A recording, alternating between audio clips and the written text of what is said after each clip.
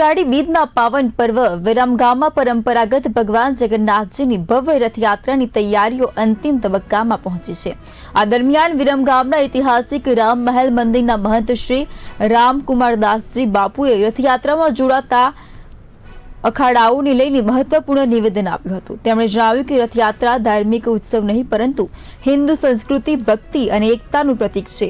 શ્રી બજરંગ અખાડા, હિન્દુ સેના અખાડા સહિતના વિવિધ અખાડાઓનું પરંપરાગત શૌર્ય પ્રદર્શન રથયાત્રાનું મુખ્ય આકર્ષણ રહે છે। મહંત શ્રી અખાડાના યુવાનોની શિસ્ત, મર્યાદા અને ભક્તિભાવ જાળવી ઉત્સવની ગરિમા જળવાય તે રીતે સહયોગ આપવા અપીલ કરી હતી। આ રથયાત્રા 16/7/2026 આજના દિવસે નીકળશે।